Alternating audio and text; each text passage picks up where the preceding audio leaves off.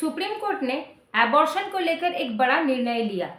Supreme court का कहना है कि अनमैरिड वुमेन भी 24 वीक तक की प्रेगनेंसी को अबॉर्ट करवा सकती है और अगर मैरिड वुमेन का गर्भ उसकी मर्जी के खिलाफ है तो उसको रेप की तरह देखते हुए एबॉर्शन की परमिशन दी जाएगी। आइए इस निर्णय के पीछे पूरा मामला क्या है उसे विस्तार से जानते हैं। नमस्कार दोस्तों, मैं हूं आपकी एडवोकेट दोस्त मोनालिसा और स्वागत है आपका मेरे YouTube channel x and facts.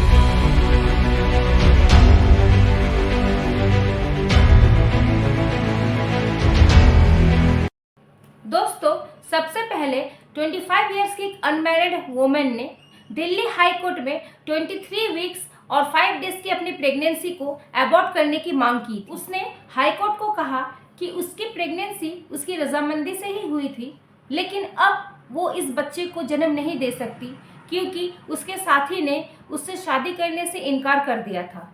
उस समय चीफ जस्टिस सतीश चंद्र शर्मा और जस्टिस सुब्रमण्यम प्रसाद की दिल्ली हाईकोर्ट की बेंच ने उसे इंटरिम रिलीफ देने से इनकार कर दिया।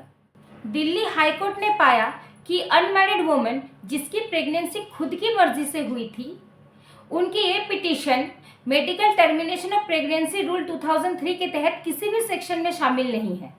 इसके बाद महिला ने सुप्रीम कोर्ट का दरवाज़ा खटखटाया, जिसमें 21 जुलाई 2022 को सुप्रीम कोर्ट ने महिला को एक इंटरिम रिलीफ पास किया और एबॉर्शन की परमिशन दी गई। सुप्रीम कोर्ट ने यह भी कहा कि अगर फीटस यानी भ्रूण को नष्ट करने से महिला को कोई रिस्क ना हो तो वो एबॉर्शन करवा सकती है।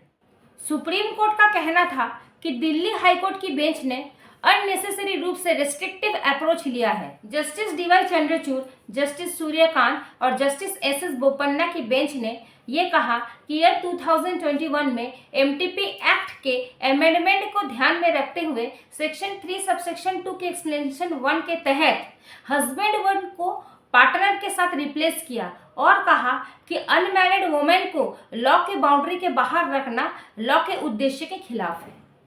इसी फैक्ट को मद्देनजर रखकर ऑर्डर देते हुए सुप्रीम कोर्ट ने कहा कि हर महिला को लीगली और सेफली अबॉर्शन करने की परमिशन है।